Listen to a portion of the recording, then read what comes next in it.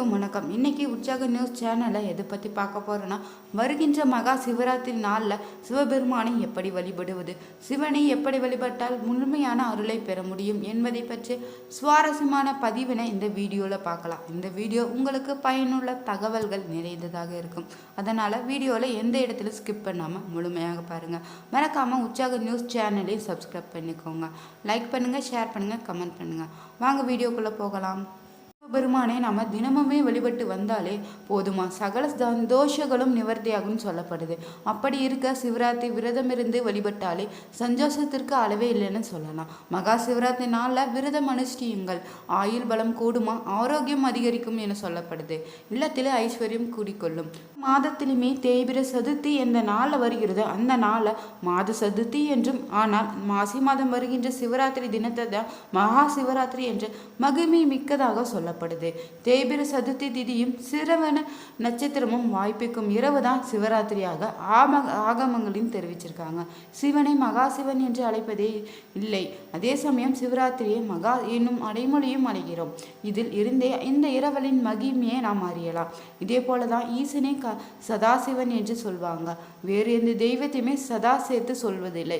சதா என்றாலே எங்கும் எப்போதும் என்று அர்த்தமா. எங்கும் இதிலும் நிறைந்திருப்பவதான் ஈசன். அமரகேசன் என்ற சமஸ்கிருத நூலில் சிவன் என்றாலே மங்களம், சுபம் என்ற அர்த்தங்கள் சொல்லப்பட்டிருக்குது. இத்தகைய சிறப்பு பெற்ற சிவனுக்கு உகந்த ராத்திரியே சிவராத்திரி தான். மாசி மாதத்தில் தேய்பிர சதுர்த்தி நாளில் வரும் சிவராத்திரி அன்று சிவன் கோயில்களை முழுவதுமே நடை திறந்திருக்குமா. விடிய விடிய சிவனுக்கு அபிஷேகங்களும் நடைபெறும். அன்று மாலையிலே துவங்கி இரவு முழுவதுமே விடிய விடிய பாராயணம், பஜனை, பூஜை, அபிஷேகம் என சிவ ஆலயங்களின் கொண்டாட்டமாகவே இருக்கும். சிவராத்திரி விரதம் என்பது சிவனுக்குரிய விரதங்களே மிகவும் உயர்வானதாக சொல்லப்படுது. எத்தனையோ விதமான சிவராத்திரிகள் இருந்தாலுமே இந்த மாசி மாத தேய்பிரை சதுர்த்தியில் வருகின்ற சிவராத்திரி தான் மகா சிவராத்திரின்னு அழைக்கிறாங்க. இந்த நாளில் சிவனை உண்மையான பக்தியுடனும் அன்புடனுமே விரதம் இருந்து வழிபடுவர்களுக்கு நினைத்த வரங்களை சிவபெருமான் அருள்வாராம். வீட்டிலேயே மகா சிவராத்திரி விரதத்தையும் எந்த முறையிலே கடைபிடித்தால் சிவபெருமானினுடைய பரிபூர்ண அருளை பெற முடியும் என்பதை பார்க்கலாம். மகா சிவராத்திரி விரதத்தை யார் வேண்டுமானாலும் எந்த வயதை தேர்ந்தவர்களால் இருந்தாலுமே இந்த விரதத்தை கடைபிடிக்கலாம். பெரும்பாலானவர்கள் சிவன் கோயிலுக்கு சென்றும் இங்கு இரவு முழுவதுமே நடக்கும் பூஜைகளை கலந்து கொண்டும் சிவனை வழிபடுவது வழக்கமாக வச்சிருக்காங்க. அருகில் சிவன் கோயில் இல்லாதவங்க கோவிலுக்கு சென்று இரவு முழுவதும் சிவ வழிபாடு செய்ய முடியாதவங்களே வீட்டிலேயே எளிமையாக சிவராத்திரி விரதத்தையும் கடைபிடிக்கலாமா. மகா சிவராத்திரி நாளில் அதிகாலையிலே எழுந்து குளித்து விட வேண்டுமா. நதிகள், குளங்கள், கடல் போன்றவற்றில் புனித நீராடிய பிறகே தான் விரதத்தை துவங்குவது மிகவும் சிறப்பானதாக சொல்லப்படுது. முடியாதவங்க பார்த்தோம்னா வீட்டிலே குளித்து விட்டு விரதத்தை துவங்கலாமா. வீட்டையும் பூஜை அறையுமே சுத்தம் செய்து ஒரு ஆசனம் அமைத்து கொண்டு அதன் மீது சிவலிங்கம் அல்லது சிவனின் சிலை அல்லது படத்தை வைத்து பூஜை செய்ய வேண்டுமா. அதிகாலையிலேயே பக்தர்கள் மகா சிவராத்திரி விரதத்தை துவங்கி விட வேண்டும். உணவு ஏதும் சாப்பிடாமல் தண்ணீரை மட்டும்தான் குடிக்க வேண்டுமா. வீட்டில் உள்ள சிவலிங்கம், மூர்த்தங்கள் அல்லது சால கிராமத்திற்கு பஞ்சாமிர்தம், நெய், பால் போன்றவற்றால் அபிஷேகம் செய்ய வேண்டுமா. முடியாதவங்க கங்கை நீர் தோன்ற தீர்த்தங்களை மட்டுமாவது வைத்து கண்டிப்பாக அபிஷேகம் செய்ய வேண்டுமா. மகா சிவத்தின் நாள் முழுவதுமே சிவ மந்திரங்களை சொல்வது மிக முக்கியமான உன்னதமானதாக சொல்லப்படுது. சிவனின் அருளை பெறுவதற்கு பஞ்சாட்சரம், ருத்ர காயத்ரி மந்திரம், மகா மிருத்யுஜ மந்திரம், சிவபுராணம் ஆகியவற்றை பாராயணம் செய்வது மிகவும் சிறப்பானதாகவும் சொல்லப்படுது. மந்திர ஜபம் என்பது சிவ வழிபாட்டின் மிக முக்கியமான ஒன்றாக சொல்லப்படுது. இரவு முழுவதுமே கண் விழித்து சிவ வழிபாடு செய்ய வேண்டுமா. அன்று தியானம், சிவ மந்திர பாராயணம் ஆகியவற்றை மேற்கொள்ளலாம். இரவு முழுவதும் கண்பிடிப்பது சிவனின் மீதான பக்தியையும் ஆன்மீக பலத்தையும் அதிகரிக்க செய்யுமா. சிவன் பற்றிய புராணங்கள், கதைகள் ஆகியவற்றை படிப்பதும் கேட்பதுமே சிறப்பானதாக சொல்லப்படுது. சிவபுராணமும் லிங்க புராணமும் திருவிளையாடற் புராணம் ஆகியவற்றை படிப்பதும் சொல்வதும் கேட்பதும் சிறப்பானதாக சொல்லப்படுது. 3வது கால பூஜையின் போது தான் கண்டிப்பாக சிவ சிந்தையில இருந்து தியானம் மேற்கொள்ள வேண்டுமா. இரவில் கண் விழிக்கிறோம் என்ற பெயரில் வீண் பேச்சுக்களை பேசி பொழுதை கழிக்காமல் சிவனுடைய நன்மை நினைப்பதற்கான முயற்சியில் நாம் ஈடுபட்டு அவரது அருளை பெற முடியுமா. மகா சிவராத்திரிக்கு அதிகாலை 6 மணிக்கு மேல் உபவாசம் விரதத்தை நிறைவு செய்ய வேண்டுமா.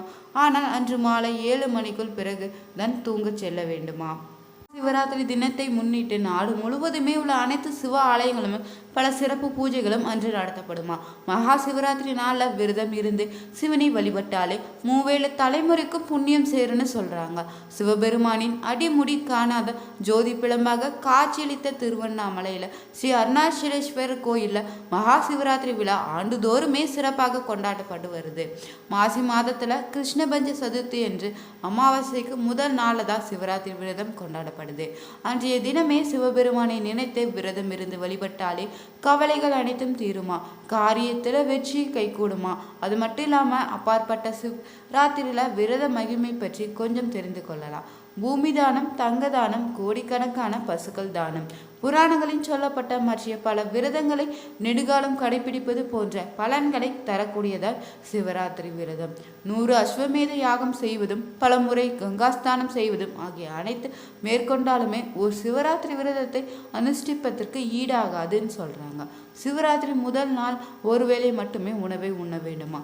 சிவராத்திரி அன்று பார்த்தோம்னா அதிகாலையிலேயே எழுந்து குளித்து விட்டுதான் சூரிய உதயத்தின் போது காலையில வீட்டில் செய்ய வேண்டிய பூஜையை முடிக்க வேண்டுமா. அதன் பின்பு சிவன் கோயிலுக்கு போய் முறைப்படி தரிசனம் செய்ய வேண்டும். பூஜை செய்யும் இடத்தையே மலர்களால் அலங்கரித்து நண்பகல குளித்து மாலையிலும் சிவாச்சாரியனுக்கு உரிய பொருட்களோடு சிவன் கோயிலை சென்று ஏற்பாடுகளை செய்ய வேண்டுமா. மாலையில மீண்டும் குளித்துவிட்டு சிவ பூஜை செய்ய வேண்டுமா. வீட்டிலேயே இரவில் 4 ஜாமங்களிலுமே முறைப்படி செய்தாலும் நல்லதாக சொல்லப்படுது. வில்வ இலைகளால் அர்ச்சனை செய்வது கூடுதல் பலனை அளிக்குமா. மகா சிவராத்திரி விரதம் மேற்கொள்வாங்க கோபத்தை கட்டுப்படுவதுடன் பிரம்மச்சாரியத்தை முழுமையாக கடைபிடிக்க வேண்டுமா. சிந்தையில அமைதியுடன் சிவ புராணத்தை பாடிக்கொண்டிருக்க வேண்டுமா. பற்றற்று இருப்பதுடனே பேராசைகளை கைவிட வேண்டுமா. அந்த விரத தினத்தில் மாலையில குளித்துவிட்டு உலர்ந்த ஆடை அணிந்துதான் நெற்றில திருநீர் அணிந்து கொண்டு கையில உத்திராட்சம் சாலையுடனே வீடுகளில் சிவ பூஜை செய்தாலோ அல்லது கோயிலுக்கு சென்றோ சிவனை வழிபடுதல் வேண்டுமா. சிவ ஆலயங்களில் நடைபெறும் 4 கால பூஜைக்கும் பூக்கள் மற்றும் அபிஷேக பொருட்களை கோயிலுக்கு வாங்கி கொடுப்பது நல்ல பலன்களை அளிக்குமா. சிவராத்திரி விரதம் இருப்பதாலேயே தெரியாமல் செய்த பாவங்களும் தெரிந்து செய்த பாவங்களும் நம்மை விட்டு விலகி போவதாக சொல்லப்படுது. யார் வேண்டுமானாலும் இந்த விரதத்தை நாம கடைபிடிக்கலாம். ராத்திரி அன்று நள்ளிரவு 11:30 மணி முதல் 1 மணி வரை பார்த்தோம்னா லிங்கோத்பவர் காலமாக சொல்லப்படுது. அந்த நேரத்தில் வழிபாடு செய்தாலே நற்பலன்கள் நமக்கு கிடைக்குமா. அந்த நேரத்தில் வலம்புரி செங்காலை அபிஷேகம் செய்து வில்வ இலையால அர்ச்சனை செய்து சுத்தமான அன்னத்தை தெய்வீகமாக வைத்து சிவனுக்குரிய பாடல்களை பாடி பாஞ்சாரங்களை பல 100 முறை சொன்னாலே பாவங்கள் விலகுவதாக சொல்லப்படுது. அது மட்டுமில்லாமல் சிவராத்திரி தினத்தன்று இரவில் 4 ஜாமங்களுமே தூங்காமல் பூஜை செய்தும் மறுநாள் விடியற் காலையில தான் நீராடி காலை அஷ்டானத்துடன் உச்சிக்கால அனுஷ்டானத்தையும் அப்போதே முடிக்க வேண்டுமா. அதன் பின் தான் தீட்சை தந்த குருவை பூஜை செய்து விட்டு ஊடைகள் மற்றும் உணவினை அந்தனருக்கு தானமாக அளித்து விரதத்தை நிறைவு செய்யும் விதமாக உணவு உண்ண வேண்டுமா. பூஜை செய்ய முடியாதவர்கள் 4 ஜாமத்திலுமே சிவபுராணம் கேட்டும் சிவன் கோயிலுக்கு சென்று இரவை கழித்து சிவனையும் வழிபடலாமா. மகா சிவராத்திரி விரதம் இருப்போருக்கு நற்கதி கிடைப்பதனுடன் இப்பூத உடல் மடிந்த பின்ன சொர்க்கத்தையும் இறைவன் அளிப்பான் என்பது பின்னணி தத்துவமாக இருக்குதா. இப்படி 24 வருடங்கள் சிவராத்திரி விரதம் இருந்தாலே அவர்கள் சிவகதி அடைவாங்களா. அத்துடன் அவர்களுடைய 3 தலைமுறைகளும் நற்கதி அடைவாங்களா. முக்தியை அடைவது சாத்தியம் என்கிறது புராணங்கள். எனக்குரிய விரத முறைகள் 8 சொல்லப்படுது. அதில் முதன்மையாக இருப்பதுதான் சிவராத்திரியா. அதிகாலையிலே எழுந்து நீராடி திருநீரும் ருத்ராட்சம் மாலையும் அணிந்துதான் சிவபூநூறு செய்து திரு 5 எழுத்து ஓத வேண்டுமா. பகல் முழுவதுமே உபவாசம் இருக்க வேண்டுமா. மாலையில் மீண்டும் நீராடி சிவாலயம் சென்றும் வழிபட வேண்டுமா. முடியுமானால் நெய் விளக்கு ஏற்றி மலரால் அர்ச்சனை செய்து உள்ளம் முருகி தேவாரம் திருவாசக பாடல்களையும் பாடி துதி செய்து வலம் அஷ்டாங்க வணக்கம் புரிந்து வழிபாடு செய்ய வேண்டுமா. சிவராத்திரி அன்று இரவு 4 காலங்களுமே சிவ பூஜைகள் செய்ய வேண்டுமா. அன்று இரவு 14 நாளிகையின் போதுதான் முறைப்படி விரதம் இருந்து சிவனை வழிபட்டாலே கோடி பிரம்மஹத்திகளும் விலகும் என்பது உறுதி. சிவராத்திரி தினத்திலேயே அதிகாலை எழுந்து கொள்ள வேண்டுமா. நீராடி விட்டுதான் சிவாலயம் ஒன்றுக்கு சென்று தான் இன்று சிவராத்திரி விரதம் அனுசரிக்கவிருப்பதாகவும் தன்னுடைய விரதம் எவ்வித பாதிப்பும் இல்லாமல் நிறைவேற அருள வேண்டும் என்று தன் புலநடக்கத்திற்கு எந்தவித கேடும் வந்துவிடக்கூடாது என்று எம்பெருமானை வேண்டிக் கொள்ள வேண்டுமா. பிறகுதான் விரத வழிபாட்டை ஆரம்பிக்கணுமா. மேற்கூறிய விதிமுறைகளை பின்பற்றி சிவனை முழுமையாக வழிபட்டு சிவனின் அருளை பெற முடியும். இந்த வீடியோ உங்களுக்கு பிடிச்சிருந்தால் லைக் பண்ணுங்கள், ஷேர் பண்ணுங்கள், கமெண்ட் பண்ணுங்கள். மறக்காமல் உற்சாக நியூஸ் சேனலும் சப்ஸ்கிரைப் பண்ணிக்கோங்க. Thank you viewers.